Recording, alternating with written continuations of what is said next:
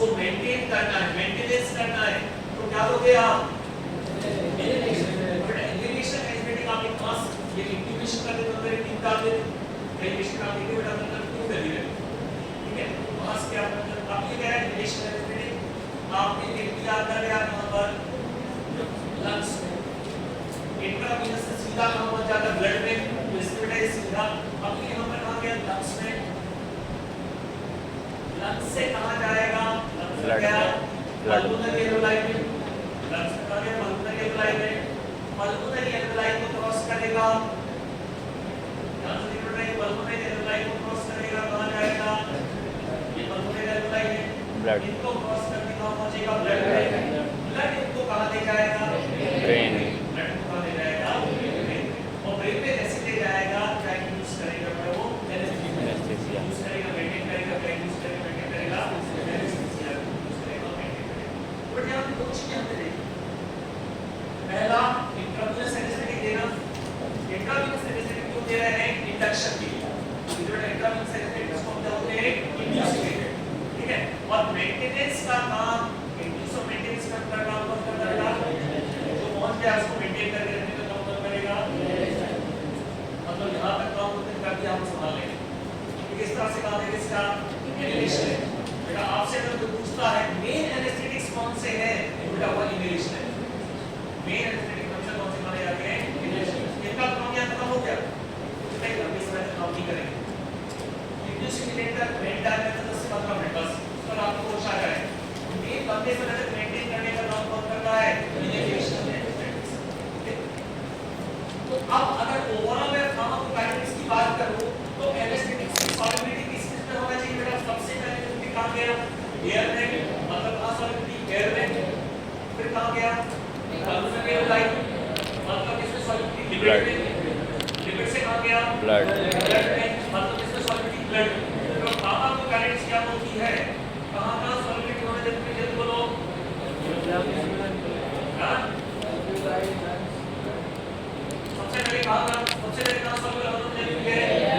Lipid में, उसके बाद लिपिड में, उसके बाद थोड़ा फार्माकोकाइनेटिक्स ऑफ जनरल है।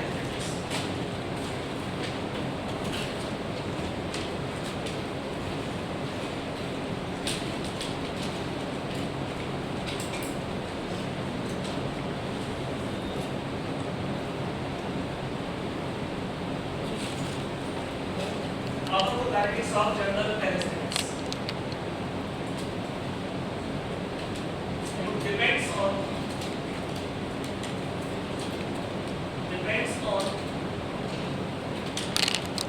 on blood gas partition coefficient. Depends on blood gas partition coefficient.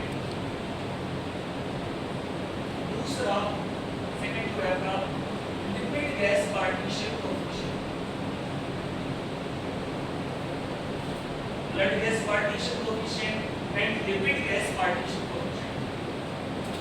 Partition coefficient मतलब टेक्नोलॉजी का रेशियो, मतलब ब्लड में सॉलिबिलिटी और गैस में सॉलिबिलिटी, लिपिड में सॉलिबिलिटी और गैस में, मतलब तीनों चीजों में सॉलिबिलिटी देना जरूरी है। किसमें? ब्लड में, लिपिड में और गैस में। क्यों बेटा? मतलब वीडियो में देखा एयर में सॉलिबिलिटी, गैस में सॉलिबिलिटी जरूरी है। लिपिड हमको क्रॉस कर पाएगा, किसको क्रॉस कर पाएगा? पल्मोनरी एल्वेलाई को। किसको क्रॉस कर पाएगा? ब्लड को पहले तो लिपिड सॉलिबिलिटी जरूरी है, और ब्लड उसको ले जा रहा है, मतलब इसमें सॉलिबिलिटी जरूरी है, ब्लड में सॉलिबिलिटी जरूरी है। Blood gas partition coefficient, lipid gas partition. पहला वर्ड आता है बेटा यहां पे जो ऑलरेडी हमने एक बार डिस्कस कर चुके हैं, इंडक्शन। पहले डेफिनेशन है इंडक्शन।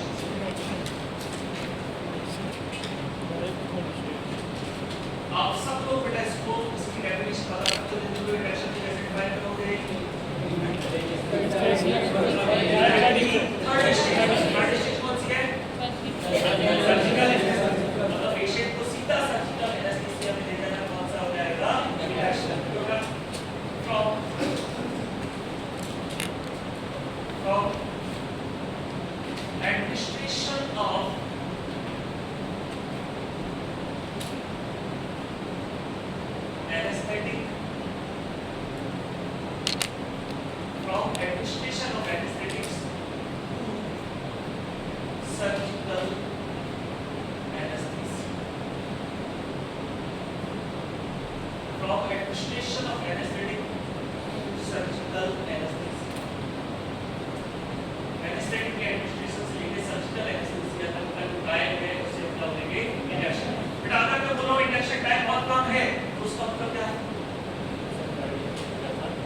किसमें पहुंचा है? थर्ड स्टेज में। रिडक्शन टाइम बहुत कम है तो जल्दी किसमें पहुंचा है? Third stage. फास्ट रिडक्शन तो जल्दी कम हो जा रहा है थर्ड स्टेज। नेक्स्ट आता है मेंटेन करके, इसको मेंटेन करने का दोनों का काम कौन करता है? आपका नेक्स्ट बेटा maintenance.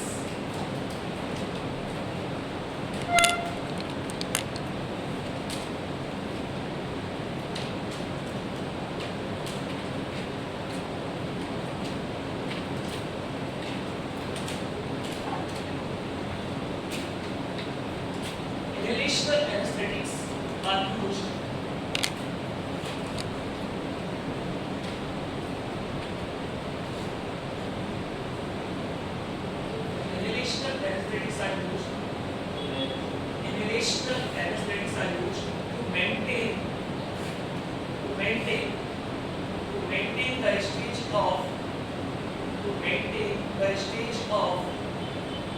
to maintain the stage of surgical anesthesia. To maintain the stage of surgical anesthesia. Surgical anaesthesia वाले स्टेज में क्या करेंगे? वो मेंटेन करके रखेंगे। ठीक है, अब यहाँ पर बेटा एक डायग्राम हम पढ़ेंगे, बहुत अच्छे से आपको याद रखना है। आपने एनेस्थेटिक्स किए, सबसे पहले कहाँ पहुंचे बेटा? ईयर। कहाँ पहुंचे बेटा? वो ईयर है। ठीक है, ईयर से पल्मोनरी लाइन क्रॉस करके कहाँ पहुंचे? ब्लड में। ब्लड उनको कहाँ ले गया? ब्रेन। ब्लड को कहाँ ले गया? ब्रेन में। और ब्रेन में जब वो पहुंचे तब जाके बेटा वो क्या कर रहे हैं? वहाँ पे एनेस्थीसिया को इंड्यूस कर रहे हैं और मेंटेन कर रहे हैं। ये पूरी प्रोसीजर एनेस्थेटिक से ईयर, ब्लड में पहुंचे, ब्रेन और वो एनेस्थीसिया वहाँ पे इंड्यूस कर मेंटेन किए।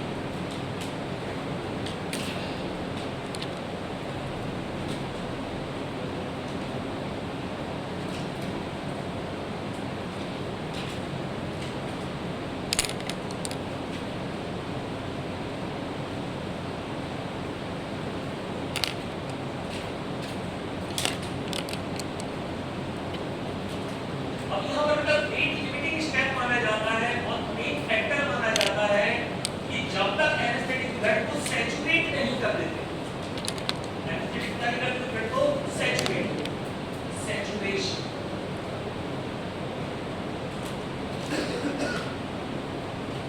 सैचुरेशन, जब तक वो ब्लड को सैचुरेट नहीं कर देते तब तक क्या नहीं पहुंच पाते? ब्रेन। बेटा जब तक वो ब्लड को सैचुरेट नहीं कर रहे तब तक कहाँ नहीं पहुंच पा रहे? ब्रेन में नहीं पहुंच पा रहे। आप गए, आपको मंत्री जी का काम था, लेकिन जब तक आपने चपरासी को कुछ नहीं किया, 100-200 रुपए दिए, तब तक अंदर आपको नहीं जाने के। ठीक है, तो जब तक ब्लड को सैचुरेट नहीं करने दे रहे हैं, कर रहे हैं, तब तक वो पहुंच पाएंगे ब्रेन। ठीक है, मतलब ब्लड का सैचुरेशन एक बहुत important step, brain limiting step माना जाता है। अब यहाँ पर दो एग्जांपल है और बहुत ध्यान से सुनना है, आपको सारी कॉन्सेप्ट लगेंगे। एक एग्जांपल आता है नाइट्रस ऑक्साइड को डॉक्टर बड़ा था लाफू गैस और इस वाले में कुछ उसका बहुत पोटेंट एनेस्थेटिक माना जाता है 1926 में। उसका क्या रहता है?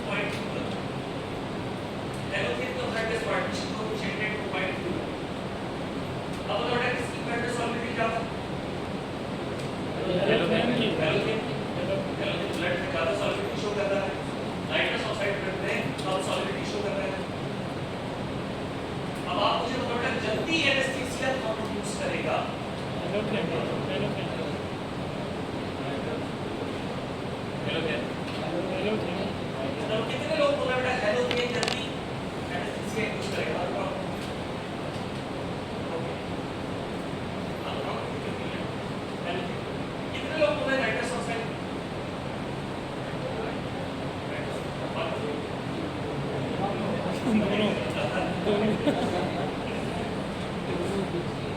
नाइट्रस ऑक्साइड क्यों बोलते हैं नाइट्रस ऑक्साइड को मेंटेन कर मेंटेन करो नहीं इस सामान लेके जाओ नाइट्रस ऑक्साइड यूज कर रहा है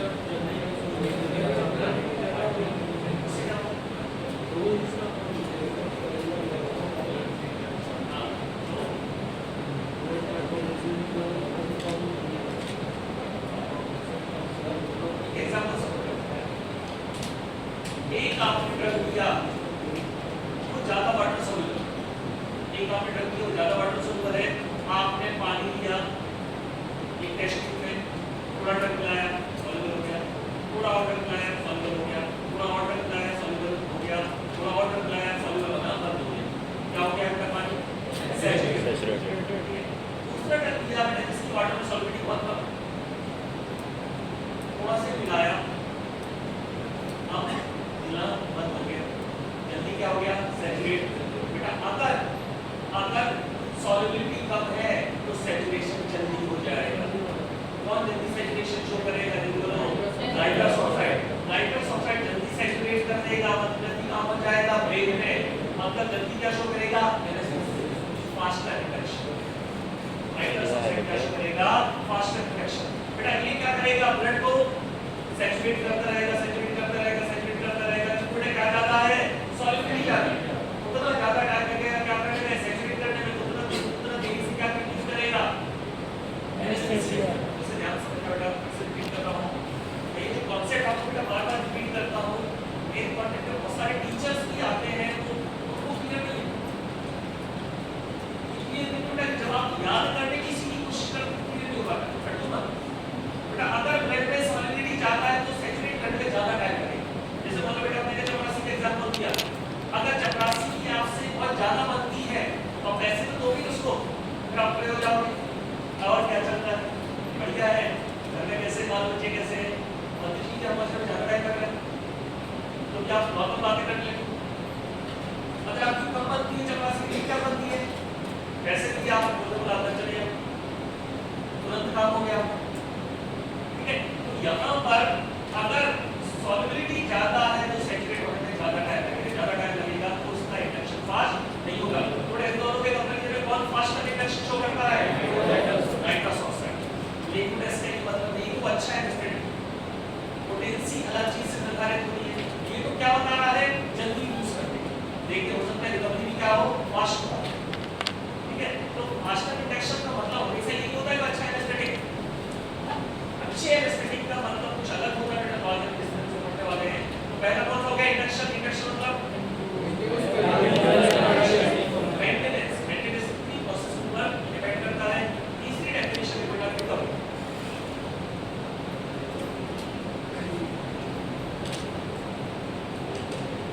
रिकवरी की डेफिनेशन आप सब बता सकते हो बेटा मेंटेनेंस हां मतलब अपोजिट ऑफ इंडक्शन बेटा This is the reverse process of induction.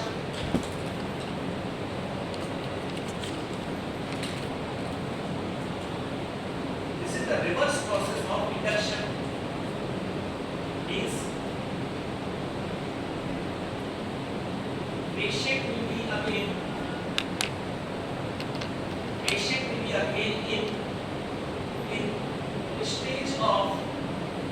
in stage of consciousness. Patient will be again in stage of consciousness. Patient दोबारा से conscious रहेगा, consciousness arousal रहेगा, उसे जगह के वापस क्या हो जाएगा जब तीन डेफिनेशन पहला इंडक्शन दूसरा मेंटेनेंस तीसरा रिकवरी ठीक है नेक्स्ट डेप्थ ऑफ एनेस्थीसिया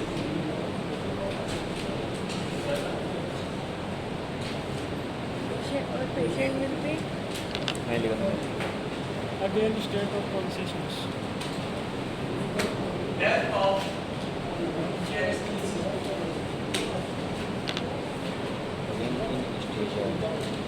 अब ये बात कर रहे थे कौन अच्छा एनेस्थेटिक है या नहीं है ये कैसे तय होगा तो हम यहाँ पर डिस्कस कर रहे हैं death of anaesthesia it depends on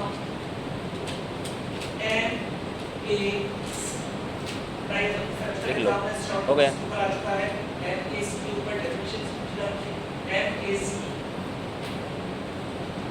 minimal एल्वेओलर concentration minimal alveolar concentration MAC minimal alveolar concentration MAC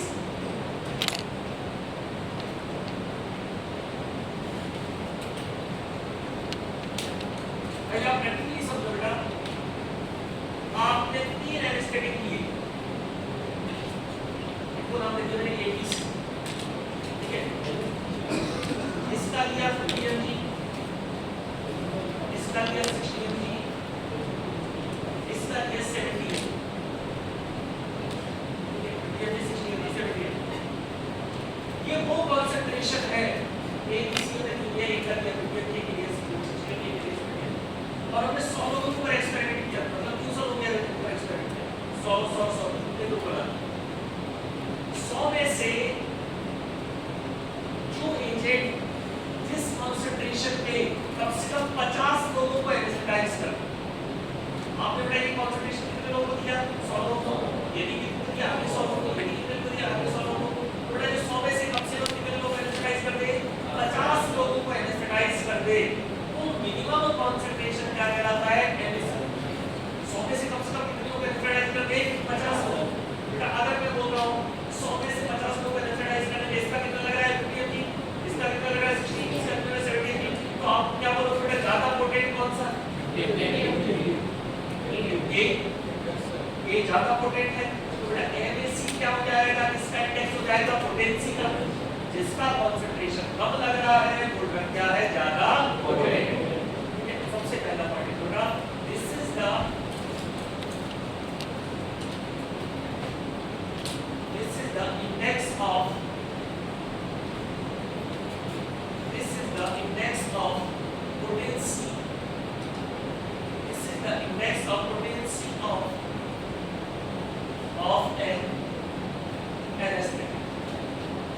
index of potency of an anesthetic anesthetic की potency का ये index है कि वो ड्रग पोटेंट है या नहीं ठीक है अब बेटा आपके जीपेट के एग्जाम में जितने बार भी इससे क्वेश्चन आया है बिल्कुल सीधा क्वेश्चन आया है MAC is और 4 ऑप्शन में इसकी पूरी डेफिनेशन लिखी हुई लंबी डेफिनेशन लिखी हुई तो 4 में से कौन सा ऑप्शन सही है नहीं डेफिनेशन पूरी बताएगा 4 में से दो ऑप्शन सही होगा सबसे लंबा होगा इस तरह का प्रक्रिया होता है अगले जगह सबसे सही होगा सबसे लंबा आप इनको बेटा डेफिनेशन बुक में लिखिए पहले मैं आपको समझा दिया एक्चुअली बुक में लिखिए बेटा this is the minimum concentration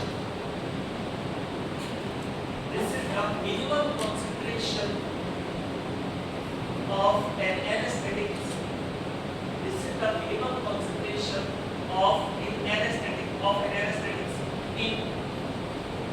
in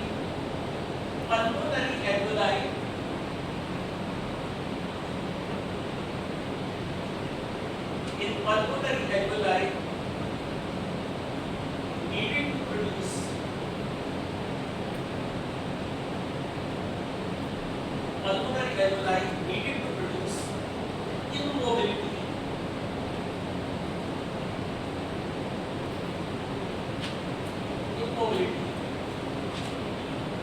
in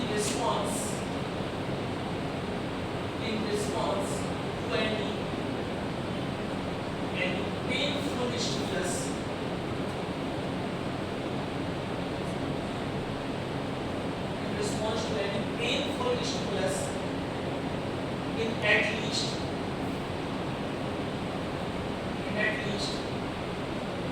50% individuals. At least 50% individuals. immobility आइए And at least 50% बेटा लिखा है इसको समझो पेनफुल स्टिमुलस मतलब क्या बेटा इंसिजन सर्जिकल इंसिजन मतलब आपने 100 लोगों को क्या दिया सर्जिकल इंसिजन 100 में से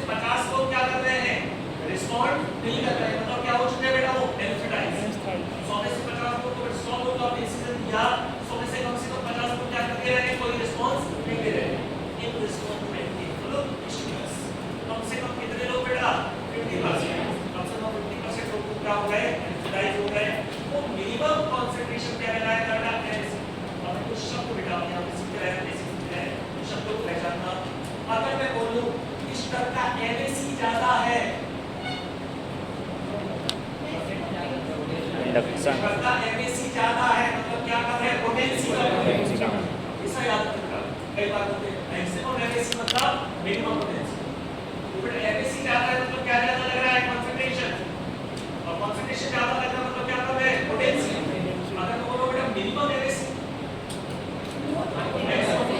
मिनिमम एफएसी मतलब maximum potential FAC is the index of potential FAC क्या है इंडेक्स ऑफ पोटेंशियल एफएसी ज्यादा पोटेंशियल कम एफएसी कम पोटेंशियल ज्यादा एफएसी मतलब ये दो कंसंट्रेशन नेक्स्ट पोटेंशियल में करता है रेस्पॉन्स क्या भाई partial pressure in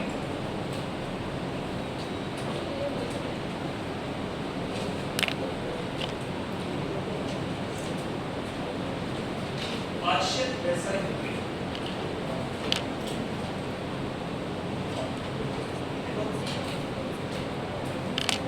This is the pressure.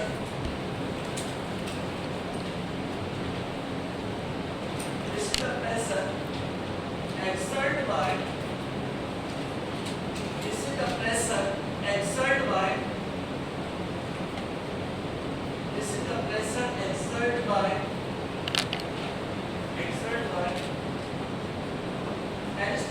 Anesthetic gas in brain. This is the pressure exerted by anesthetic gas in brain. बेटा मैंने आपसे क्या बोला था अगला एनेस्थेटिक कभी नहीं दिया जाता तो थोड़ा क्या किया जाता है carrier gas oxygen anaesthetic gas साथ में सल्फेक्सेंट अलग-अलग प्रेशर एक्सर्ट करेंगे ब्रेन और उसको मिला के क्या बोला जाएगा टोटल प्रेशर सबका अपना कैसा रहेगा इंडिविजुअल पार्शियल प्रेशर लेकिन सबको मिला के क्या हो जाएगा टोटल प्रेशर किसको बोले बेटा पार्शियल प्रेशर किसका ऑक्सीजन का पार्शियल प्रेशर किसका कैरियर गैस का पार्शियल प्रेशर किसका एनेस्थेटिक गैस सब मिला के करेगा टोटल प्रेशर इसका मतलब होगा बेटा अगर एक भी आपने कम किया ब्रेन को प्रेशर मिलेगा ब्रेन को प्रेशर मिलेगा तो पिकअप नहीं होने लगेगी क्या होने लगेगी पिकअप वापस जो आपके चैनल्स थे इसके एनेस्थेटिक के एंट्री के वो क्या हो जाएंगे एनेस्थेटिक के एग्जिट के चैनल्स हो जाएंगे इसलिए वो प्रेशर वहां पर मेंटेन करके रखना पड़ता है जैसे मतलब बेटा आप गए फिर आपके साथ होता है ये बहुत गलत होता है कॉलेज में साथ चलो बात करने चलते हैं पुलिस ऐसा थोड़ी होता है आपके साथ 40 लोग गए आप लोग बात सर हम सब लोग आपसे बात करने आए जिसने बोला कौन बीच में पीछे चले गए बताओ क्या बात करने सर ये बात करने आए थे क्या पता नहीं अच्छा है बढ़िया है सर तारीफ करके थी कर जाओ अब हुआ क्या है जब लोग धीरे धीरे चले गए तो जो प्रेशर आप सब लोगों का बढ़ना था वो नहीं हम अकेले बच गए ठीक है आप चुपचाप निकल गई तो ब्रेन में टोटल प्रेशर बढ़ता है तो सारे गैसेस को मिला के बढ़ता है ठीक है तो इंडिविजुअल क्या बोलते हैं पार्शियल प्रेशर मिला के क्या बोलते हैं टोटल प्रेशर इंडिविजुअल में क्या कहलाता है पार्शियल प्रेशर मिला के क्या बोलते हैं उसको टोटल प्रेशर ओके बेटा ये बेसिक पार्ट आपका कंप्लीट हो गया एनेस्थीसिया का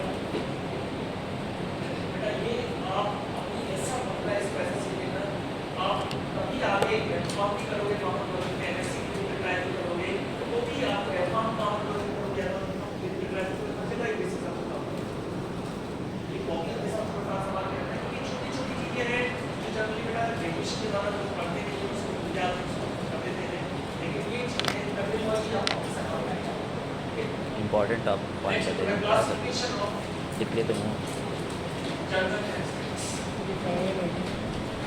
जगह छोड़ दिया टोटल प्रेशर से बताएंगे अगर इस गैस प्रेशर कम हो तो रिकवरी होने लगी बताएंगे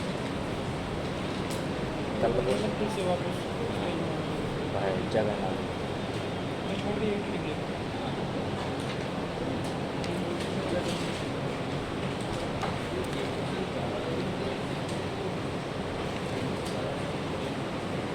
क्लासिफिकेशन ऑफ जनरल एनेस्थेटिक्स उसका में तो ज़्यादा रहती है उसको डोज का बेटा हमने यहाँ पर देखा वीडियो में कितने तरह के एनेस्थेटिक्स थे आईवी और दूसरा क्या पेयर है इनहेलेशनल एनेस्थेटिक्स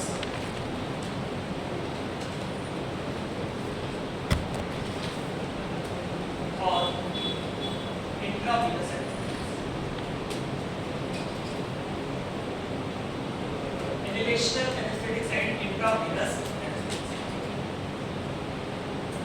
इनहेलेशनल एनेस्थेटिक्स को पढ़कर आप डिवाइड कर सकते हैं gas and volatile liquid.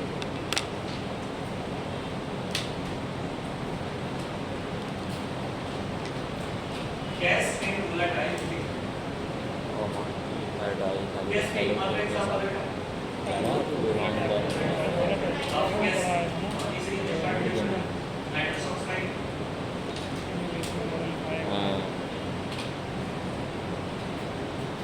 Volatile इसको आप आसानी से याद रख सकते हो। आपका फैब्रिक वोलेटाइल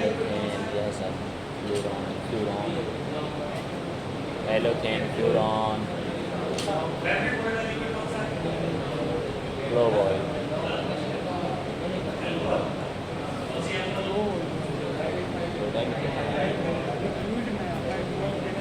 हाँ ऐसे नहीं आने जाने कैसे याद रखोगे? देसी। देसी फैब्रिक वोलेटाइल लिक्विड कौन सा है? देसी।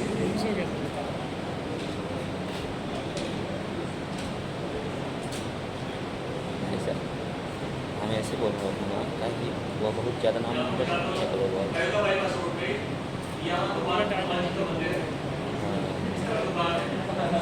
सुबह मैं देखता हूँ कि मंदिर से ज़्यादा वहाँ पे लोग हैं।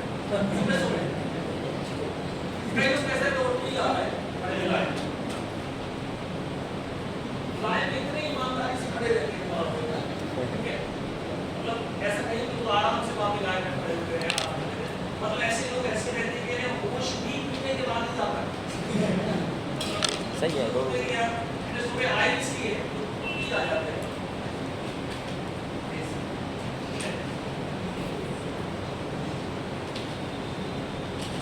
Gas train ether CO train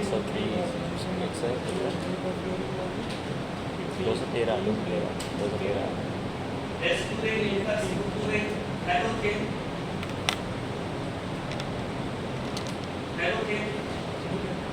आइसोफ्यूरेन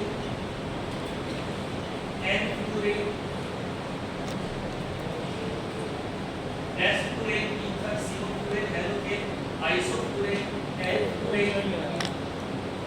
एक और ऐसा नया एजेंट जो साथ में सपोर्टिव को लेकर 10 को ऐड कर दो ट्रायलिन। कौन सा है? ट्रायलिन। सपोर्टिव को लेकर आया है ट्रायलिन। तो यार लोग कैसे प्रोडक्ट का ट्राई कर रहे हो आप? देसी। जैसे आप लोग देसी CF3 होता है तो देसी हाँ मतलब है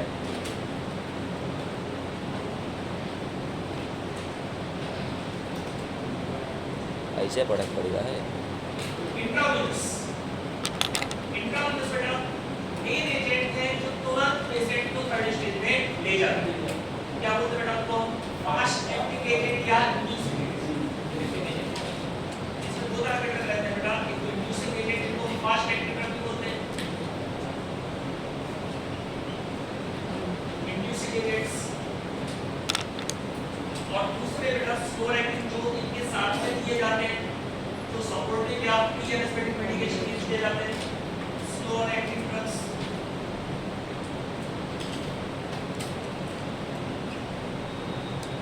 inducing agent and slow acting drugs. Inducing agents इनको कैसे याद रखो बेटा?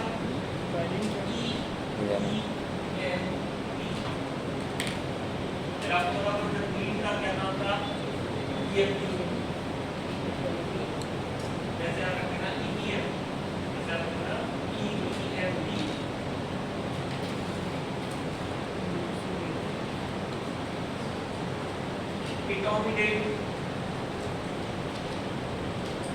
Etomidape, propofol,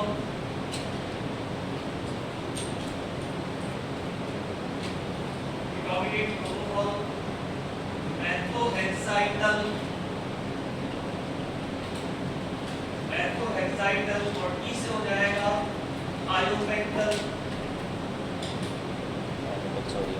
methohexyl और E से हो जाएगा आपका आयोपेक्टल। Etomidape, propofol, methohexyl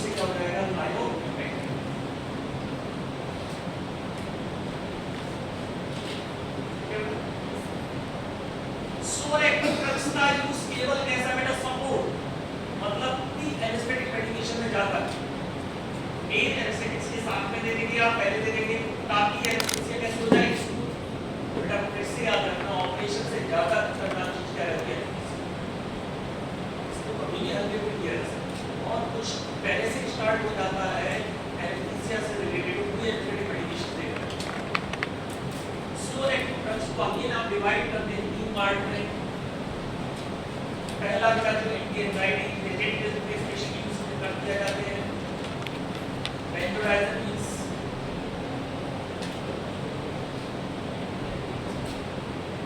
पहली category benzodiazepines, dissociative anaesthetics,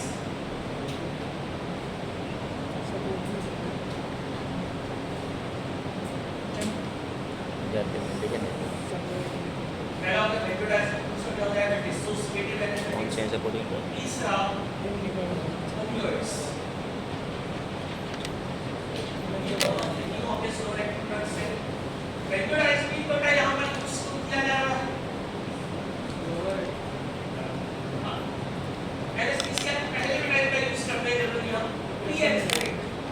benzodiazepine का यूज आराम से सोए एंजाइटी को दूर करने, बेटा किसी का भी मेजर ऑपरेशन होने वाला जब रहता है तो सबसे बड़ी प्रॉब्लम क्या रहती है बेटा उसमें एंजाइटी। काम को रखने से बड़ा आसान लगता है कि किसी का बाईपास सर्जरी होने वाली रहती है, ओपन हार्ट ऑपरेशन होने वाला रहता है, वो आदमी कई बार आपको उनके आने लगता है मुझे नहीं करवाना, मैं तो बढ़ जाऊँ, कोई दिक्कत नहीं है। तो बेटा जिसके साथ होने वाला है वो अलग फील करेगा। वो दूसरा बेटा कई बार अगर आप छोटे गाँव या कस्बे के रहने वाले तो आसपास के लोग आपको फील करवा देते हैं, आप लोग मिलने आते हैं, हमें पता चला निकलना जा रहा है, हमने सोचा कहीं से आ जाते, पता नहीं बात में। अच्छा कई लोग सांत्वना देने आते हैं, वो भी लोग रहते हैं, भाई साहब कुछ नहीं, मैं बता रहा हूँ भाई साहब कुछ नहीं है, ये ऐसा आपने चिल्ला मारेंगे बर्ड निकालेंगे बाहर, इसको चिल्ला मारेंगे और जितने लोग बाहर निकले फिर तो नहीं बैठा हुआ है तो मर गए। लेकिन ऐसा नहीं इतना, मतलब ऐसे लोग जो रहते हैं जब क्लिनिक के लिए आते हैं बेटा पेशेंट दो तरह के लोग इससे परेशान करते हैं, एक तो जो ऑपरेशन से पहले आते हैं और जो ऑपरेशन या बीमारी के बाद में आते हैं, दोनों से पेशेंट बहुत परेशान करता है। अच्छा वो इसलिए आते हैं कि सामने वाला पुराना मानता है कि देखने नहीं आए और नहीं कुछ चलता है, देखने नहीं आए। अच्छा देखने आने वालों में सबसे बड़े जो एक्सप्रेशन रहते हैं रहना वो आदमी लेटा हुआ है फाइन, वो आदमी लेटा था आराम कुछ से तो बोल देंगे एकदम से। और उसके बाद अगर 2-3 पहला आने एक पहला ने पूरे एक्सप्रेशन किए तो फिर बगल वाले के कारण कुछ हुआ, अब उसके कारण जो बोले उसके चेहरे के एक्सप्रेशन वहाँ होते जा रहे हैं। बहुत सोचा पता नहीं ऑपरेशन के दौरान कोई कैंसर तो नहीं हो गया, ऐसे एक्सप्रेशन आते हैं लोगों के। तीसरा जो पेशेंट हमेशा परेशान रहता है जब उसका एक्सीडेंट हो गया, घर में मिलने वाले लोग आते हैं, सबसे पहला सवाल हाथ में बांधे हुए यहाँ पे पैर में लगता है, अब हाथ में प्लास्टर भरा हुआ है ऐसे मन कर रहा है देखा है ऐसे करवाए फिर उसको कुछ लिखेंगे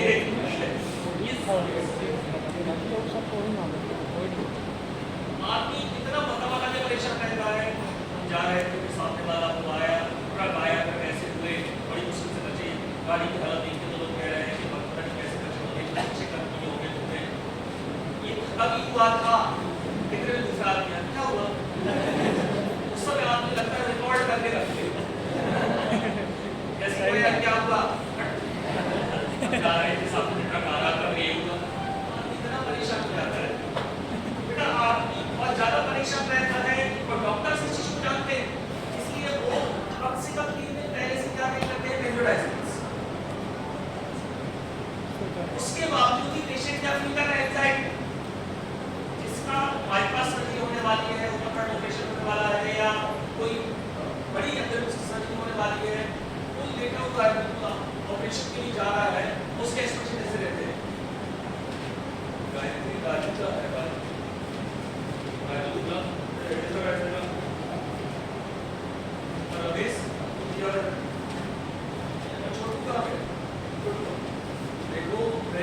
जो चार्ज वहाँ रखी है वो पैसे मैंने वहाँ रखी है, और वो सारा सामान उसे दुकानी से ले लेना, वो सारा करना। और बेटा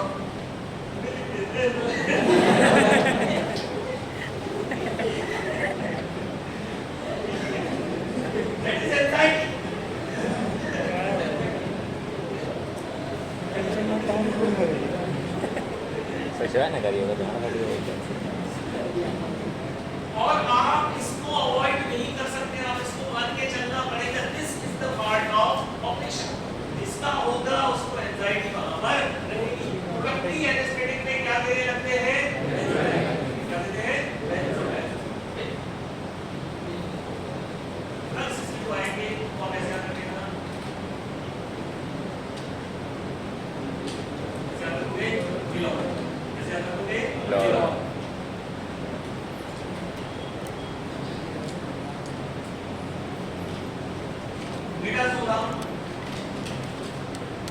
Midazolam, lorazepam, और सबसे ज्यादा फेमस है digestive. Midazolam, lorazepam and digestive.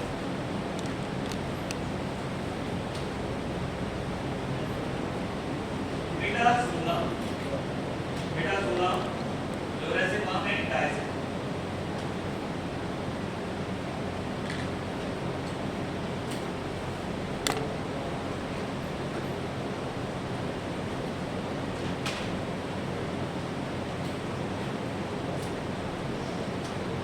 Dissociative anesthesia बेटा एनेस्थेटिक में एक तरह आता है अपना डायजेस्टिव। केटा।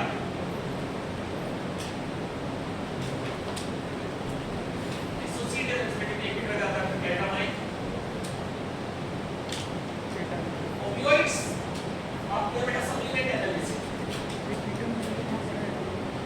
मुझे पता है बेटा opioids जो है आपके को क्या है? Supplement analysis. एनएसआईडी में सबसे लास्ट सप्लीमेंट में एनालिसिस मतलब होता क्या है कि अगर आपका जो एनेस्थेटिक है उसके कारण खुद एनाल्जेसिया होने दर्द हो रहा है, मतलब दर्द को कम नहीं कर रहा है, हमें क्या है ऐड करना पड़ेगा साथ में सप्लीमेंट एनाल्जेसिया। बेटा ये ऑपियोइड क्या है एनाल्जेसिया? इसमें से बेटा कौन सी यूज किए जाते हैं? फेंटानिल, सल्फेंटानिल, ये सब पढ़ा है। हाँ कल पढ़ा है डेल्टा रेनिफेंटानिल।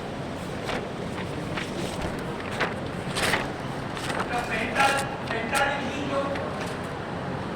इतने सारे आपको बड़े ऑपियोइड एनाल्जेसिक में फेंटानिल ही क्यों यहाँ पर यूज किया जा रहा है?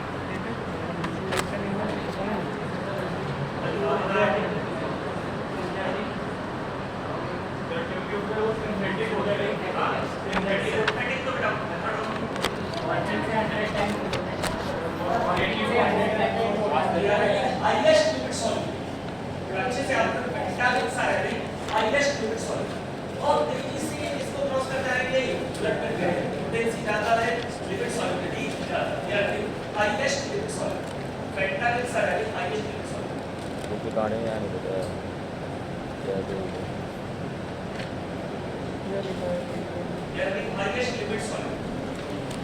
इसके हम बेटा ऑपियोइड जितने भी होते हैं ऑपियोइड में सबसे ज्यादा लिपिड सॉल्युबिलिटी कौन शो करते हैं? फेंटानिल।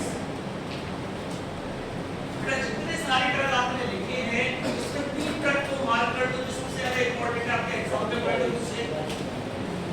पहला लिखो बेटा नाइट्रस ऑक्साइड, ये बहुत इंपॉर्टेंट। 3 ड्रग सबसे इंपॉर्टेंट चेक करते हैं, क्लासिफिकेशन में मार्क कर दो 3 ड्रग सबसे ज्यादा इंपॉर्टेंट है, ये अच्छे से पढ़नी है। पहला है नाइट्रस ऑक्साइड, इसको मार्क कर दो।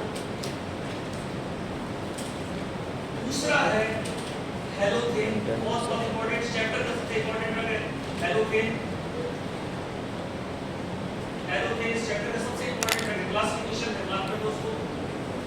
हां सबसे इंपॉर्टेंट ड्रग माना जाता है हेलोथेन क्लासिफिकेशन में। आगे क्लासिफिकेशन और तीसरा केटामाइन। तीसरा कौन सा है? केटामाइन। ये 3 ड्रग है जो सबसे ज्यादा इंपॉर्टेंट है।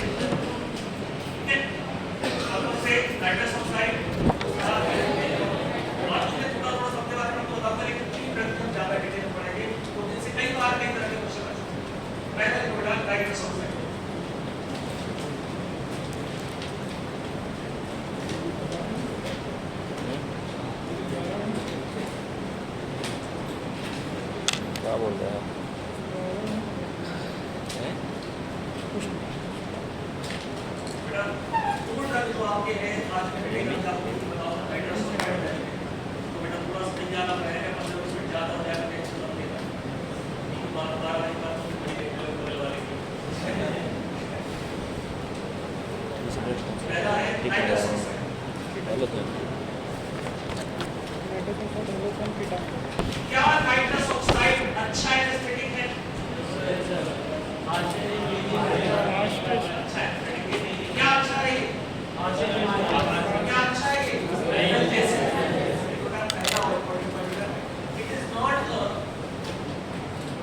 it is not a good anesthetic it is not a good anesthetic it is not a good anesthetic but good analgesic it is not a good anesthetic but good analgesic ये अच्छा anaesthetic नहीं है कि मतलब क्या है अच्छा analysis next point देखो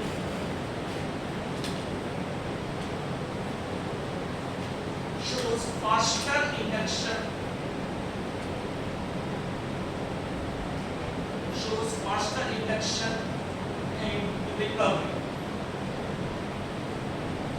it shows faster induction and recovery induction भी फास्ट होता है बेटा इसका और रिकवरी भी फास्ट होता है इंडक्शन फास्ट होता है रिकवरी भी फास्ट होता है क्यों फास्ट इंडक्शन में से बेसिक पढ़ते हैं हम क्या करना बेटा इसका blood gas partition coefficient blood की सॉल्युबिलिटी कम है जल्दी कम हो जाएगा ब्रेन में faster induction and faster recovery faster induction faster recovery मतलब अच्छा है बेटा ये क्या बोले बेटा इसको it has maximum NAC has maximum MAC जब वो maximum MAC मतलब वो Potency का minimum potency maximum MAC मतलब minimum potency show maximum MAC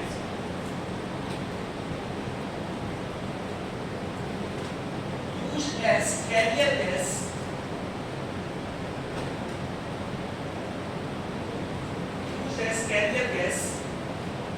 with other carrier gas with other potent anesthetics used as carrier gas with other potent anesthetics used as carrier gas with other potent anesthetics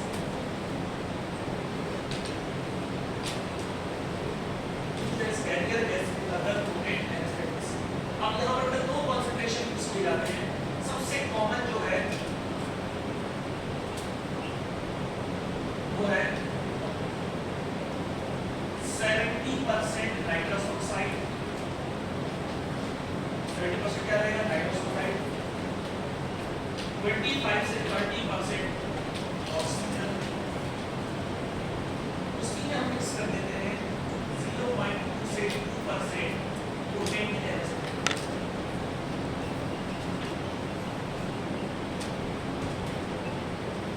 ये सबसे ज्यादा use होने वाला combination है 70% nitrous oxide 25 से 30% oxygen तो उसमें क्या मिक्स कर देते हैं 0.2 से 2% आपका पोटेंट है ये इस मोस्टली यूज कॉम्बिनेशन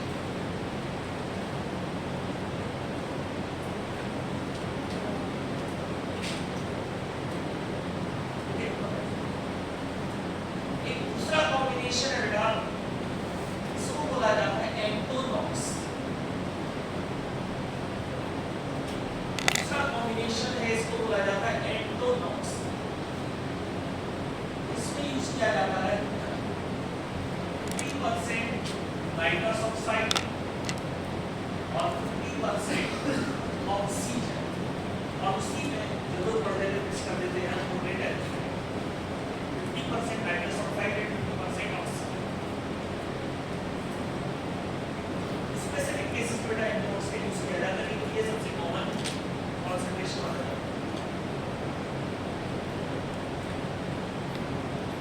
अब बेटा आपके एग्जाम में क्वेश्चन आया था नाइपर में क्वेश्चन आ चुका है ड्रग इंस्पेक्टर के एग्जाम में क्वेश्चन आ चुका है एंटोनॉक्स इज बेटा जब ये पहली बार क्वेश्चन आया था तो बच्चे इसको अटेम्प्ट नहीं कर पाए गलत अटेम्प्ट कर दिया उन्होंने अपने आप से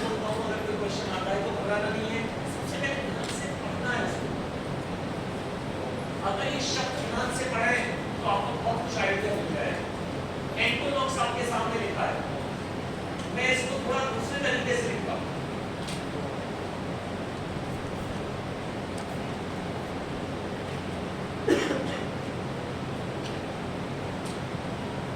Oxide, oxygen.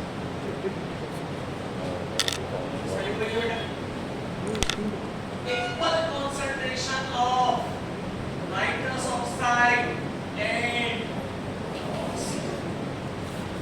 नाम में ये अंतर छुपा रहता है बेटा।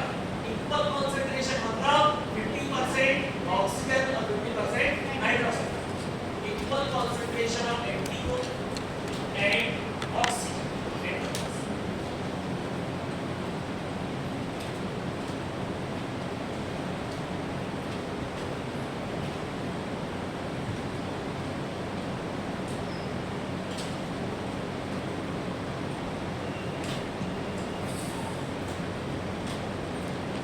आपके ट्रेलिस वेक्टर के एग्जाम में क्वेश्चन पूछा गया था कि नाइट्रस ऑक्साइड कौन सी कलर के सिलेंडर में पुश किया जाता है।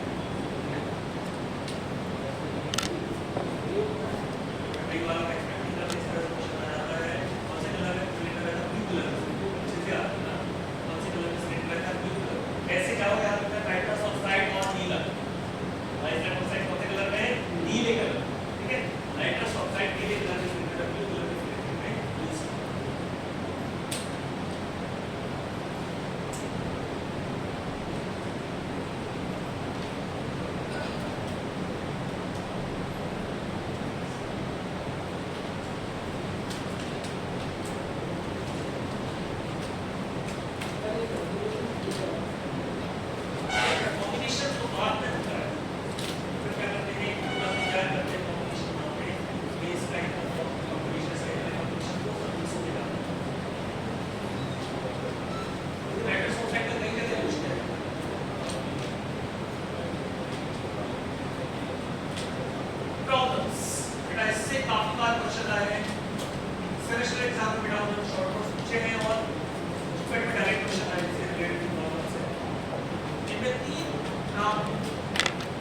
पहला है concentration effect,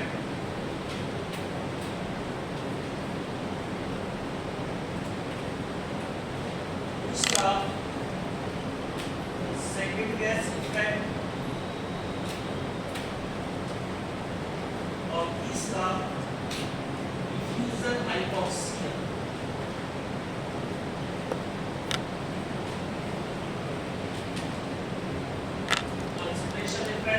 second gas effect and diffusion hypoxia तीनों रिलेटेड है बेटा, खासकर ये दोनों बिल्कुल रिलेटेड है, थोड़ा सा अलग है, इसके बारे में बात कर रहे हैं। जो सबसे ज्यादा बार क्वेश्चन इससे आए इसको बात करें। diffusion hypoxia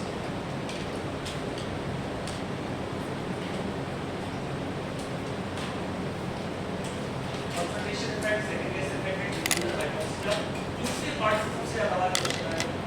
सबसे पहले बेटा बात करें concentration effect, इसके पहले एक बार बेसिक देख लेते हैं।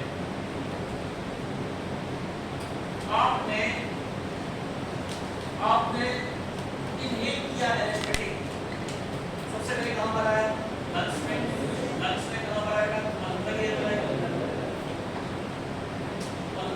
में आया, ठीक है।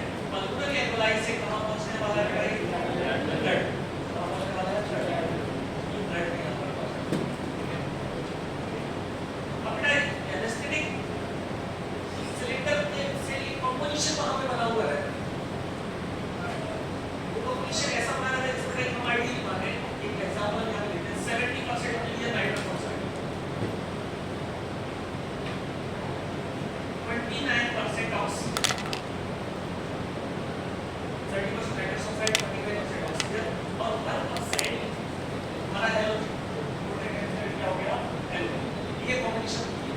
अब बेटा होता क्या है, पूरा सिस्टम कैसे काम करता है, बहुत ध्यान से समझना है, सब लोग समझ नहीं आया। पूरा कंसंट्रेशन दे रहे हैं यहाँ पे, आपने ये कंसंट्रेशन दिया, अब ऑटोमेटिकली सिस्टम क्या रहेगा बेटा कि ये आधा आधा हो जाएगा, मतलब 70% से 35% यहाँ पहुंच जाएगा, 35% यहाँ पहुंच जाएगा,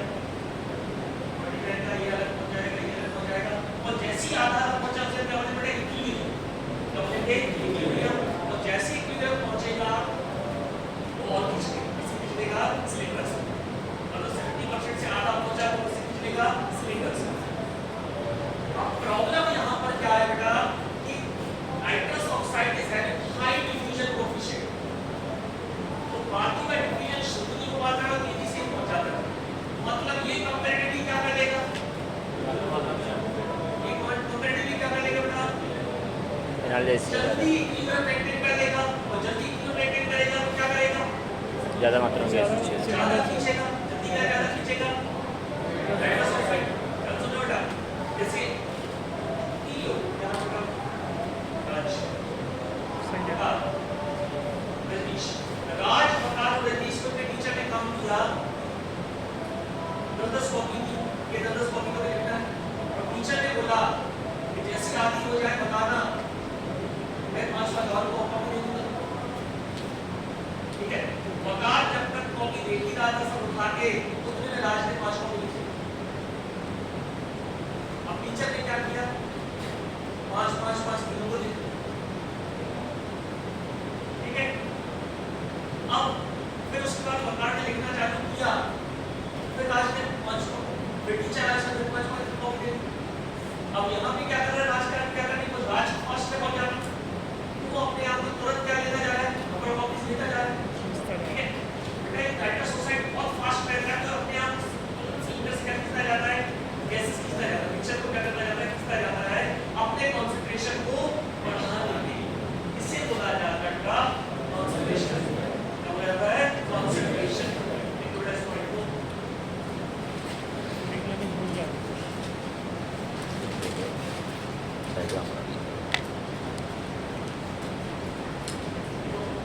Because of high diffusion coefficient, because of high diffusion coefficient, because of high diffusion coefficient, nitrous oxide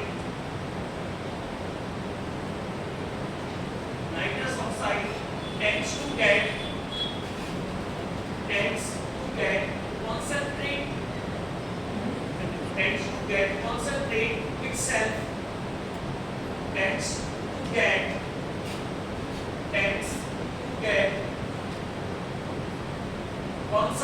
itself, tends to get concentrate itself in pulmonary alveoli,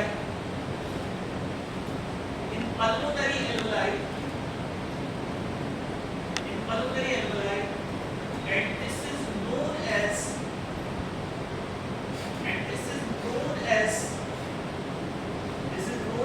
concentration effect. This is known as concentration effect. अब मैं आप सबसे पूछना चाह रहा हूं बेटा, जो मैंने आपको एग्जांपल दिया था कि राज जल्दी कॉपियां मंगा रहा है, इससे सबसे ज्यादा परेशानी किसको आ रही है? राज को और रजनीश को। तो बेटा ये तो जल्दी कर रहा है, उस प्रोपोर्शन ये काम कर पा रहा है, तो इनको क्या होता है? ऐसे होता है कि ये तो जल्दी खींच लेता है, लेकिन फिर अकेला नाइट्रस ऑक्साइड तो आएगा, तो साथ में क्या आएगा? ऑक्सीजन भी साथ में क्या आएगा? हाइड्रोजन। बेटा जो दूसरी गैसेस है इनका कंसंट्रेशन भी बढ़ेगा, अकेला इसका तो बढ़ेगा, लेकिन क्या बढ़ेगा? इनका भी कंसंट्रेशन बढ़ेगा और इनके कंसंट्रेशन को बढ़ना, दूसरी गैसेस का कंसंट्रेशन बढ़ना क्या कहलाता है? बहुत सिंपल लैंग्वेज में मैंने आपको बताया, जो ये भी हुआ था सिंपल गैस इफेक्ट क्या होता है। ये अकेला आएगा तो अकेला नहीं आएगा, इनके साथ साथ इंटर इफेक्ट क्या होगा? कंसंट्रेशन बढ़ेगा, उससे क्या होंगे? Second gas effect. बेटा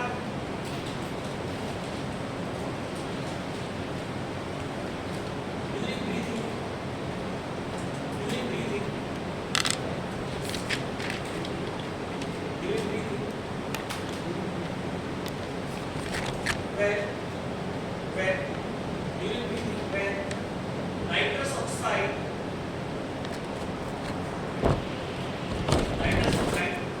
concentrate itself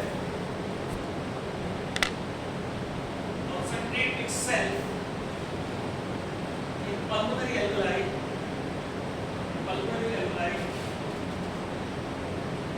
concentration of other gases also increases.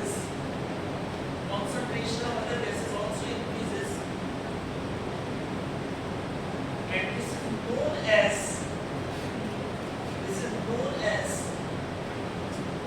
second gas effect.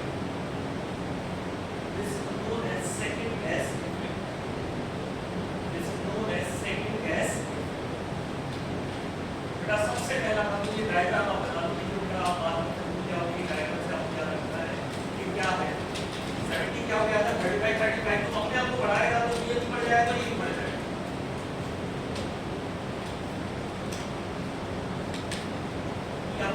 Pulmonary alveoli, ये ब्लड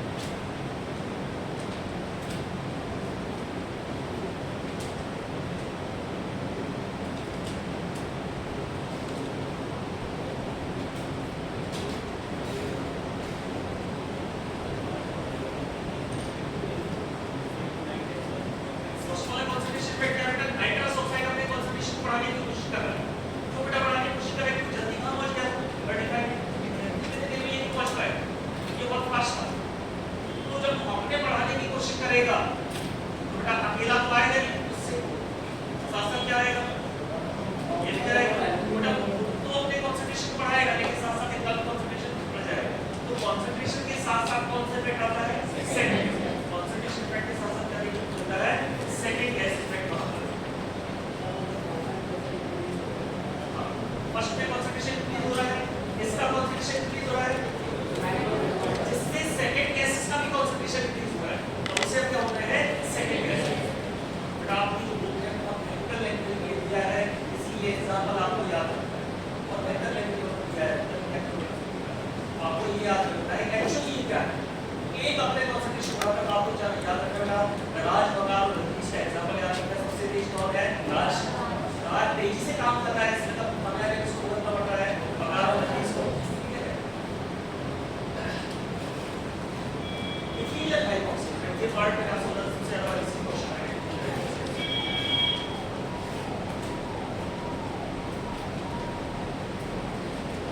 इसको एक एग्जांपल समझते बेटा, बहुत आसानी से आपको याद रहेगा।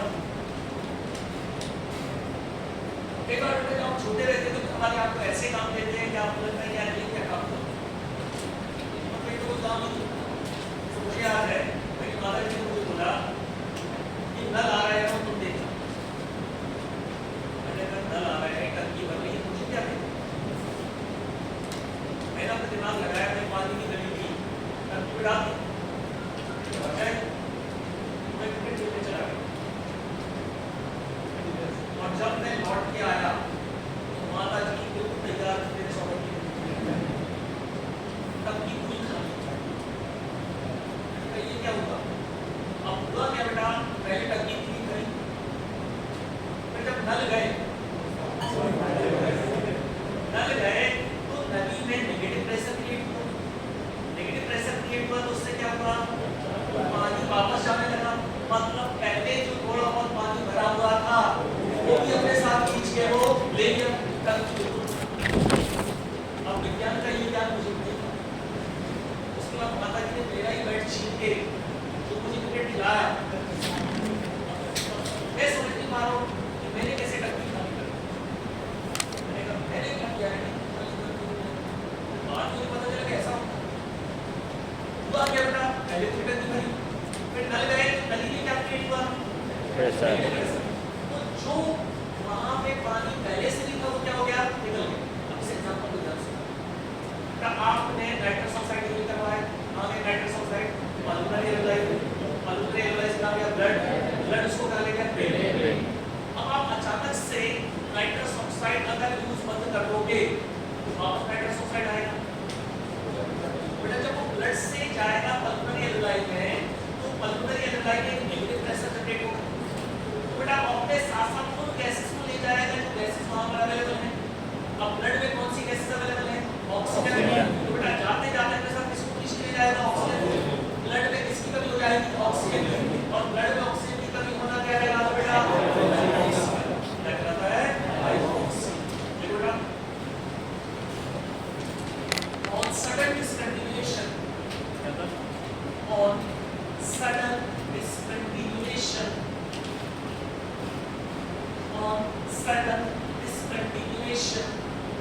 on sudden discontinuation of nitrous oxide, on sudden discontinuation of nitrous oxide,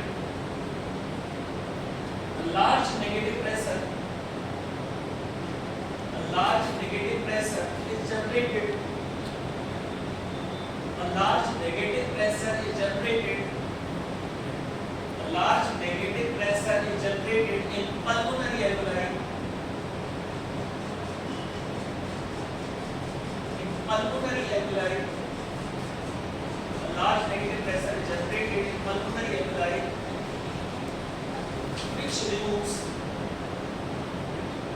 which removes oxygen from blood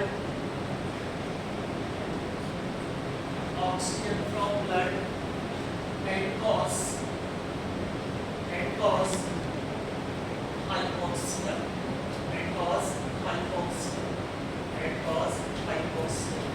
और ऐसे क्या आपने लिखा डिफ्यूजन हाइपोक्सिया। अब आप किसी को बता सकते हो इस प्रॉब्लम को कैसे दूर किया जा सकता है?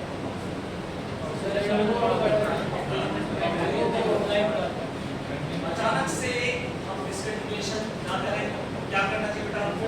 हम क्या दे रहे हैं पहले 70% नाइट्रस ऑक्साइड और अप्रॉक्स 20% क्या है ऑक्सीजन। अब हम आगे क्या करें बेटा? 60%, 40%, 50%, 50%, 40%, 60% और लास्ट में 10, 90 और लास्ट में 100%। ऑक्सीजन सप्लाई क्या कर दो? 100%। नेगेटिव प्रेशर ये धीरे धीरे किसके कॉन्सेंट्रेशन को बढ़ाते जाओ बेटा? ऑक्सीजन। इसको कम करते जाओ नाइट्रस ऑक्साइड। नेगेटिव प्रेशर वहां पर ये नहीं बेटा। This can be prevented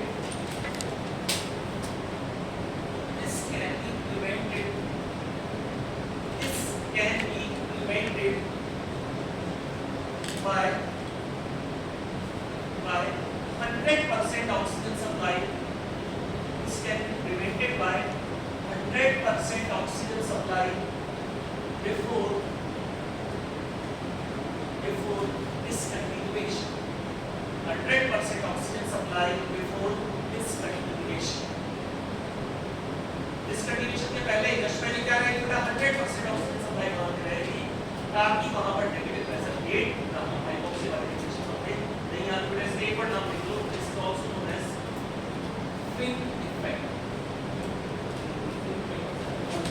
this is also known as fin FIN।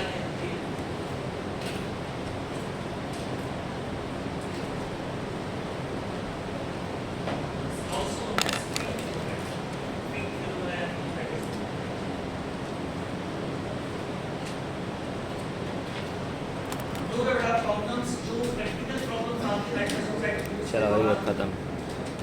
Last में बेटा adverse effect of nitrous oxide.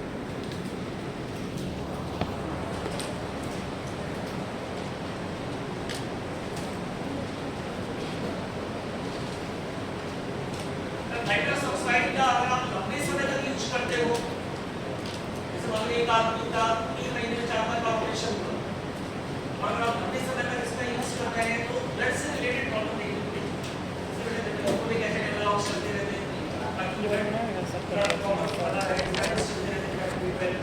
This is एक कॉमन एडवर्स इफेक्ट है बोथ वैरो अरे बनाया अलग से डिप्रेशन। बोथ वैरो बेटा वो डिप्रेस हो जाता है। बोथ वैरो का काम क्या है? ब्लड का बनाना। Bone marrow proper blood formation वहां पर नहीं कर पाएगा। ये क्या हो गया? Bone marrow depression.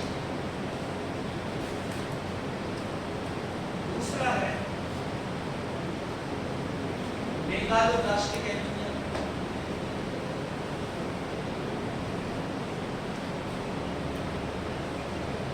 ये विटामिन B12 की डेफिशिएंसी आती है। Vitamin B12 deficiency megaloblastic anaemia. इसमें आरबीसी की साइज बढ़ती जाती है, उसका डिवीजन नहीं होगा। आरबीसी साइज बढ़ती जाएगी लेकिन उसका डिवीजन नहीं होगा। नंबर ऑफ आरबीसी क्या हो जाएंगे? कम हो जाएंगे। नंबर ऑफ आरबीसी कम हो जाएंगे मतलब क्या हो जाएगा? एनीमिया। एक और एडवर्स इफेक्ट बेटा wait haemoglobin.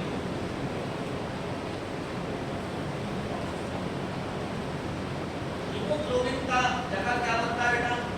Wait haemoglobin. Haemoglobin की जगह ब्लड में क्या बनता है? वेट हीमोग्लोबिन बन जाता है। और बेटा ये होता है नाइट्रिक ऑक्साइड और नाइट्रोजन डाइऑक्साइड के बाद। बेटा नाइट्रस ऑक्साइड जो अपनी लाफिंग गैस है उसमें कुछ ट्रेसेस इनके भी प्रेजेंट रहते हैं। मतलब अकेला उसमें नाइट्रस ऑक्साइड तो रहेगा बेटा 95% 96% ट्रेस अमाउंट किसका रहेगा? नाइट्रोजन ऑक्साइड का और नाइट्रोजन डाइऑक्साइड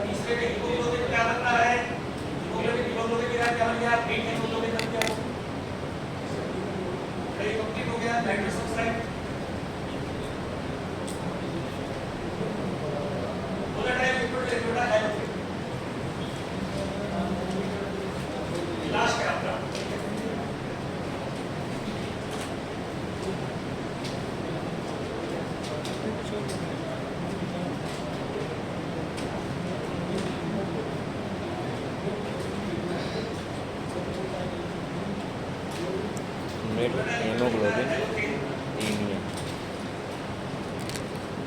एलोथिन की पहली लाइन ऑटोमेटिक नाइट्रस ऑक्साइड से जस्ट अपोजिट। नाइट्रस ऑक्साइड क्या था? लॉपिंग गैस एनाल्जेसिक अच्छा एनेस्थेटिक नहीं था, ये बिल्कुल उल्टा। ये बहुत अच्छा एनेस्थेटिक है लेकिन एनाल्जेसिक इफेक्ट लगभग एब्सेंट है। It is good anaesthetic, it is good anesthetic but तीसरा no analgesic effect, but no analgesic effect। मतलब इसके साथ में हमें क्या लेने पड़ेंगे बेटा? सप्लीमेंट एनाल्जेसिक, हमने क्लासिफिकेशन पढ़ा था opioids, it is good anesthetic but no analgesic effect। Analgesic effect will show नहीं करता, ठीक है? Next point, it is non-irritant, non-explosive,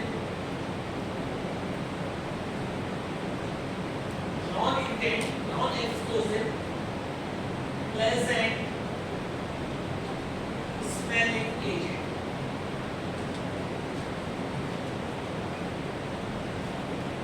Non-irritant, non-explosive, pleasant smelling agent। बेटा जब ईथर आया, डाइथाइल ईथर, उसको उस समय सबसे अच्छा एनेस्थेटिक माना जाता था। लेकिन बेटा 1956 में जब हेलोथिन आया तो लोगों को उसने समझा नजर आने लगी। डाइथाइल ईथर में सबसे बड़ी प्रॉब्लम है बेटा एक्सप्लोसिव नेचर। आप लोग लैब में नहीं रखते तो लैब में उसको अलग से रखा जाता है because of its explosive nature. बेटा इसकी ये प्रॉब्लम है, ये कैसा है? नॉन एक्सप्लोसिव, जो इसको डाइथाइल ईथर से बेटर बनाता है। डाइथाइल ईथर को एक तरह से रिप्लेस कर दिया, कैसे रिप्लेस कर दिया? हेलोथिन ने। उसका एक सबसे बड़ा कारण था इसका स्टोरेज से रिलेटेड कोई प्रॉब्लम नहीं। नेक्स्ट पॉइंट का, it is considered safe for children. It is considered safe for children. बेटा बहुत कम एजेंट ही है जो बच्चों के लिए सेफ माने जाते हैं। इनमें से आपका हेलोथिन एक है जो छोटे बच्चों के लिए सेफ माना जाता है, छोटे बच्चों को आप दे सकते हैं। It is considered safe for children. It is considered safe for children. There were other features.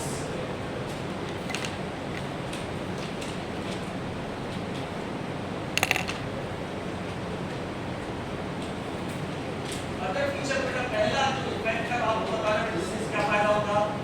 अधिकतर आपके 80% से ज्यादा एनेस्थेटिक होते हैं बेटा वो ब्रोंकोकंस्ट्रिक्शन जो करते हैं। अच्छे से आप बेटा 80%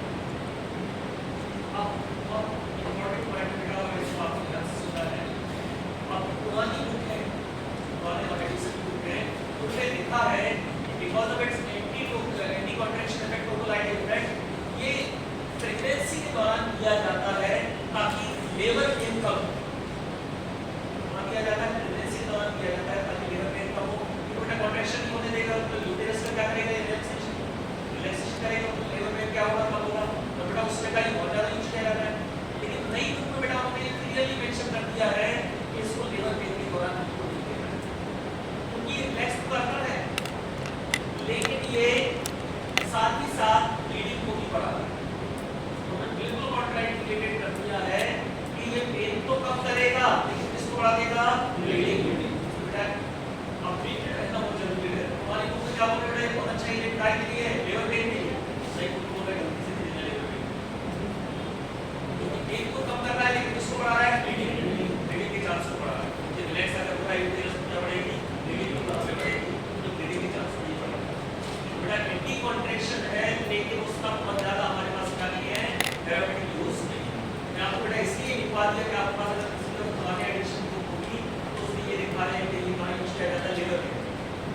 देखिए तो अपडेट कर दिया है उसमें इसमें लेबर पेन नहीं करना, ये क्या लिखा है? कॉन्ट्राइंडिकेटेड है। क्या रहेगा ये? कॉन्ट्राइंडिकेटेड रहेगा लेबर पेन का यूज। थोड़े लोग इसके दोनों फीचर्स ये बेटा next adverse effects of health.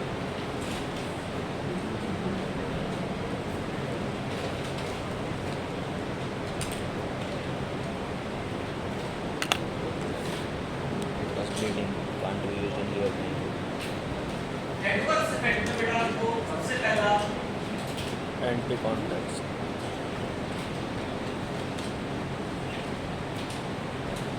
सबसे पहला एडवर्स इफेक्ट है चिल इफेक्ट।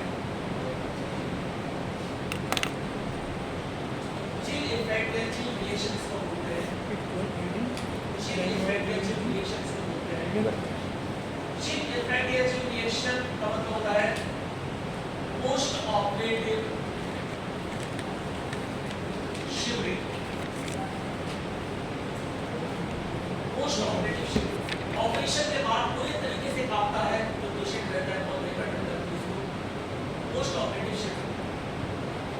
अब मैंने आपसे क्या बोला बेटा? पूरे ऑपरेशन के दौरान कौन रहेगा वहां पे? General anesthesia ground. वो पूरे ऑपरेशन के दौरान वहां पर रहेगा और ये कंडीशन को जानता है कि अगर हेलोकेन दोगे तो क्या आने के चांसेस है? Chill effect. या तो पहले से लेकर रखेगा नहीं तो तुरंत क्या दे देगा? वो इंट्रावीनस पैथिडिन जो भी आप पढ़ के आए। पैथिडिन का यूज किया जाता है। अब क्वेश्चन क्या होगा ध्यान से बेटा? Pethidine is used for the treatment of chill reaction, chill effect, that is the main adverse effect of halothane का जो मेन एडवर्स इफेक्ट है चिल रिएक्शन, उसके ट्रीटमेंट में उसको अवॉइड करने के लिए हम क्या देते हैं? पैथिडिन जो क्या है आपका ऑपियोइड।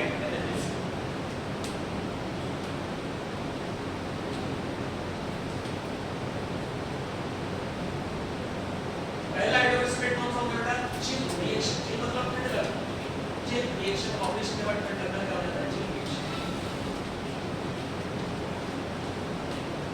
नेक्स्ट एडवर्स इफेक्ट आता है जो बहुत कॉमन है हेपेटोटॉक्सिस।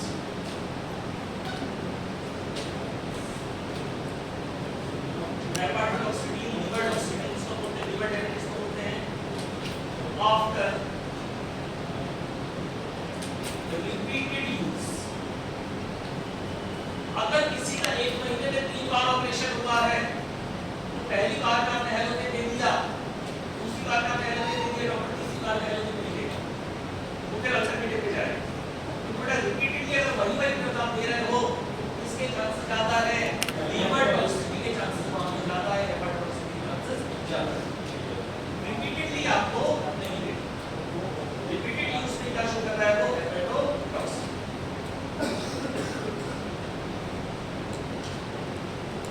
नेक्स्ट एडवर्स इफेक्ट आता है ऑर्थोस्टेटिक हाइपोटेंशन।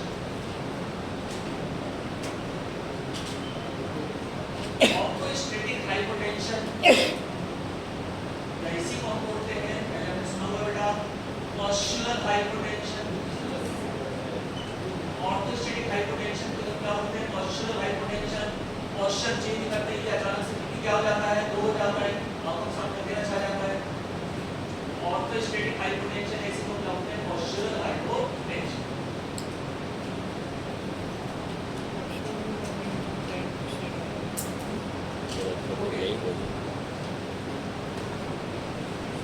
के ऊपर इसका इफेक्ट, हार्ट के ऊपर इसका इफेक्ट बड़ा कॉम्प्लिकेटेड आता है। नॉर्मली देखा जाता है ये कार्डियक आउटपुट को कम कर देता है। नॉर्मली क्या करते हैं, कार्डियक आउटपुट को क्या कर देते हैं, कम कर देते हैं। नॉर्मल से जो कार्डियक आउटपुट है वो कम आ जाता है, क्योंकि हार्ट रेट को बिल्कुल कम करने की कोशिश करते हैं।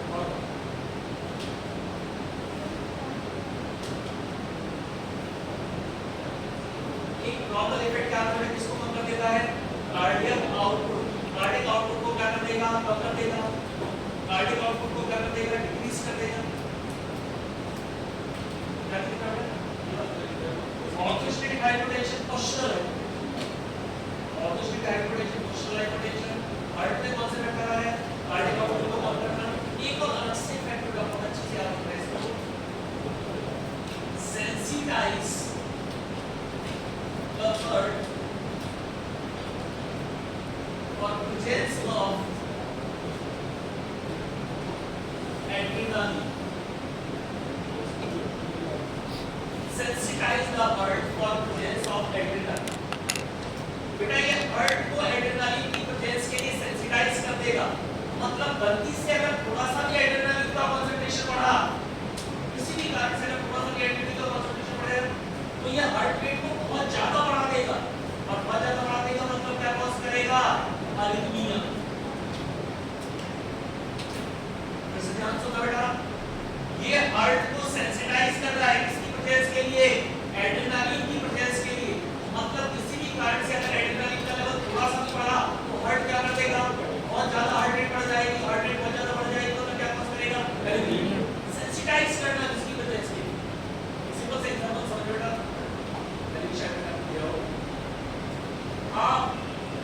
आप कॉलेज से आते हैं घर पे, छत पे टहलते हैं, रोज का आपका काम है, आप अपने घर में रहते हैं, छत पे टहलते हैं, रोज का काम अपने टहलते हैं। एक दिन आप टहल रहे थे 7 साढ़े 7 बजे, आपका दोस्त आया कभी ना कुछ, उसने आपसे बोला अबे साले अब पता चला तू रात को क्यों टहलता है। आपको लगा क्या क्या अरे जरूर बोलेगा भाई, जरूर बोलेगा क्या हुआ, देखो ना देखो। अबे जब टहल रहा था तो सामने वाली खिड़की में खड़ी थी, देख रहे हैं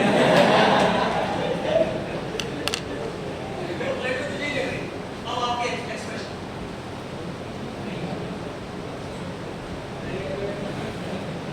बोलेगा नहीं बता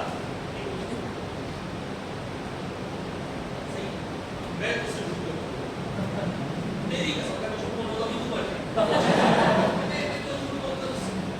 खैर वो आपका दोस्त बोल के चला गया, लेकिन अब कंडीशन आपके लिए पहले जैसी नहीं है।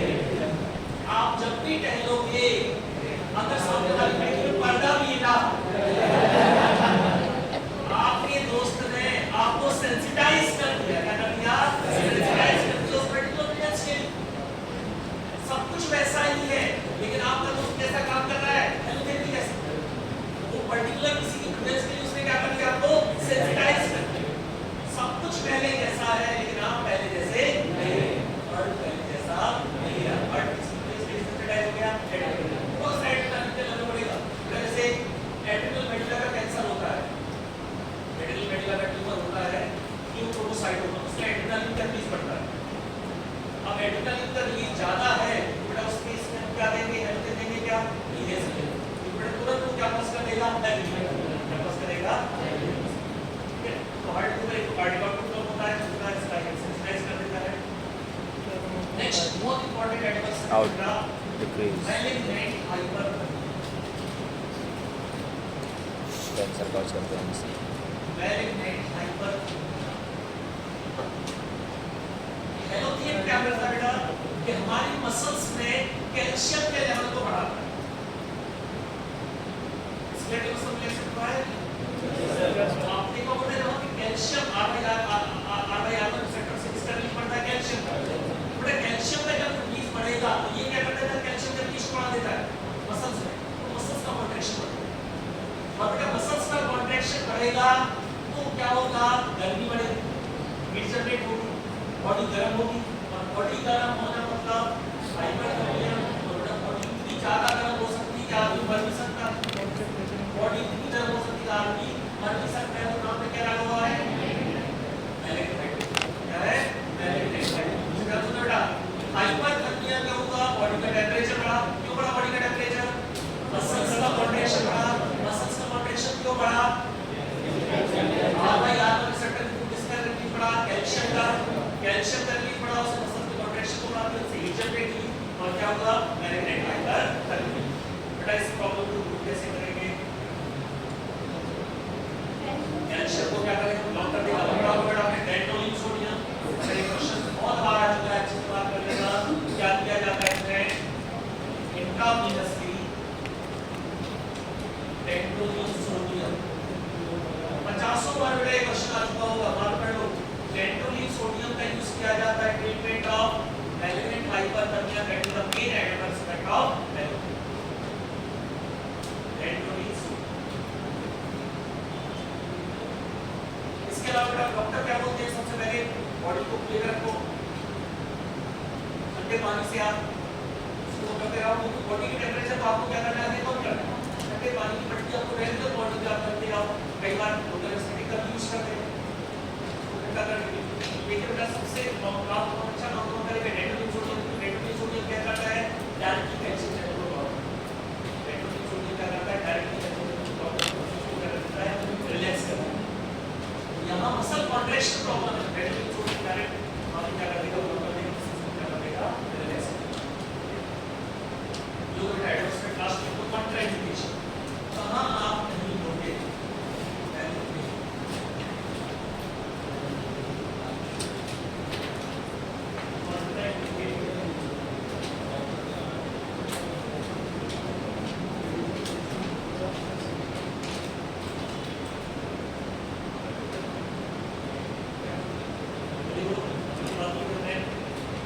लेवल पे कॉन्ट्राइंडिकेट रहेगा। लेवल पे इस्तेमाल लेबर पे क्या अगर आपने दिया तो लेबर पे करेगा? लेबर पे कितना प्रॉब्लम अगर लेबर पे क्या आपने दिया तो क्या करेगा? ये पीडी कॉल करेगा। दूसरा कहां लिखेगा? ल्यूकोसाइटोमा। लिख लिया यहाँ से लेबर पे। ल्यूकोसाइटोमा क्या बेटा? Tumour of adrenal medulla.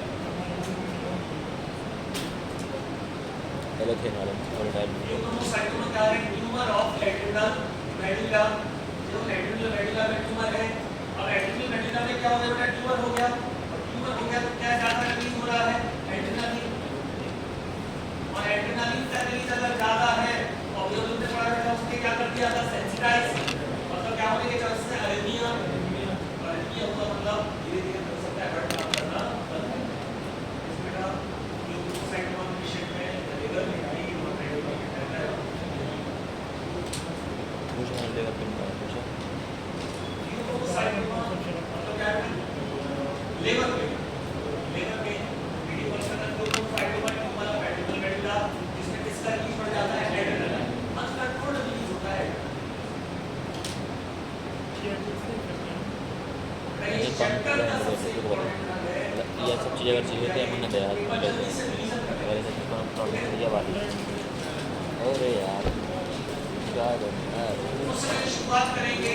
किसके लिए सेफ है बेटा?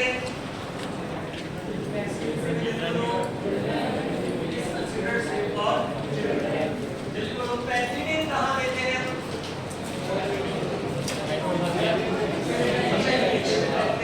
हाँ डेंटोलिन सोडियम हम क्यों देते हैं?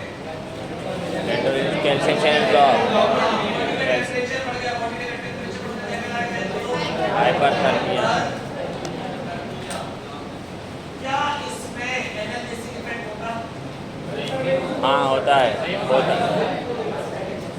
ये अच्छा एनालिसिस है, लेकिन अच्छा एनालिसिस नहीं है। तो हेलो एनालिसिस इफेक्ट के लिए क्या बोलोगे? चलो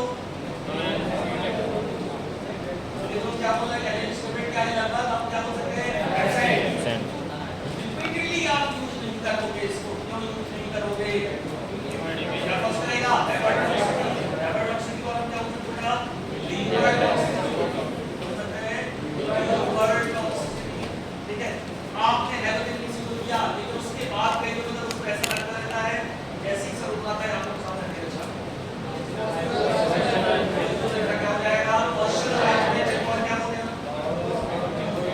ऑर्थोस्टैटिक हाइपोटेंशन।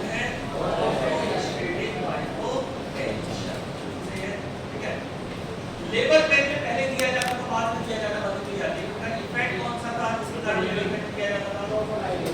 टोपोलाइटिक का मतलब क्या होता है? कॉन्ट्रैक्शन।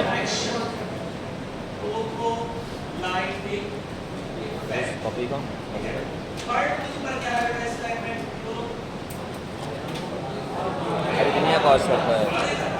अरिथमिया कार्डियक आउटपुट को कम करता है और एड्रेनलिन के लिए क्या कर देता है? सेंसिटिविटी बढ़ा देता है। क्या कर देता है? सेंसिटिविटी। बेटा ये ब्रोंकोडायलेटर इफेक्ट देता है। इसके लिए सेफ है। ब्रोंकोडायलेटर इफेक्ट देता है मतलब इसके लिए सेफ है। अस्थमैटिक पेशेंट के लिए क्या है बेटा?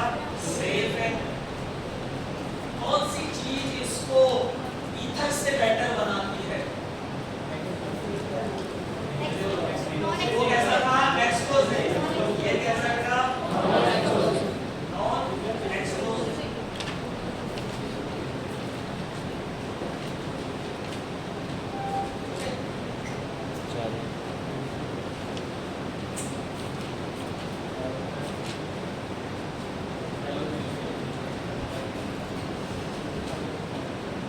क्या? कैसे याद रखोगे? जी जी हेलो। कैसे याद रखोगे? जी जी हेलो। हेलो कहते हैं एच का मतलब क्या है? हाइपरथर्मिया।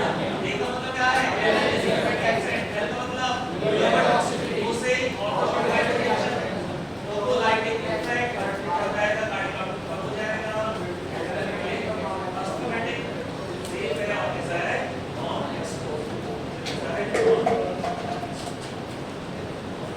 धन्यवाद। इसमें एक और लगेगा चैप्टर में हम एक्स्ट्रा कंप्लीट करेंगे।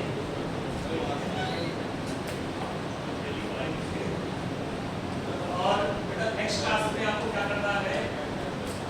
5 दिन बेटा क्या छोड़ देना। 5 दिन तक नेक्स्ट क्लास में पहले मैं आपको एक वीडियो भेजूंगा इसका प्रोटेक्शन का। प्रोटेक्शन क्लासिफिकेशन और स्लीप साइकिल को पहले से देखने वाला है। मैं बहुत टाइम बचेगा तो समझाने वाला कुछ नहीं है। तो आप खुद भी लाओगे तो हमारा टाइम बचेगा। नेक्स्ट क्लास में हमारे दो चैप्टर कंप्लीट हो जाएंगे। हो जाएगा टॉपिक और प्रोटेक्शन। ठीक है? आज के आप छोड़ के क्या करना है आपको? स्लीप साइकिल वाला वीडियो मैं आपको शेयर करूंगा और क्लासिफिकेशन।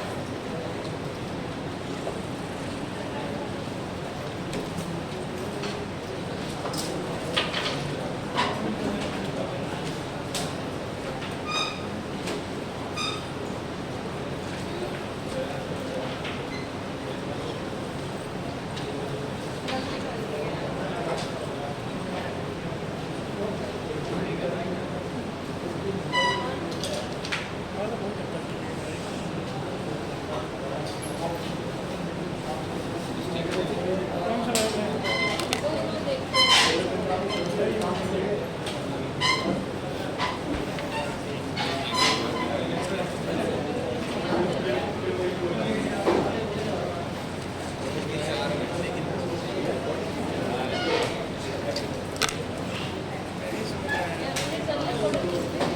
हाँ ये बिजली लग गया।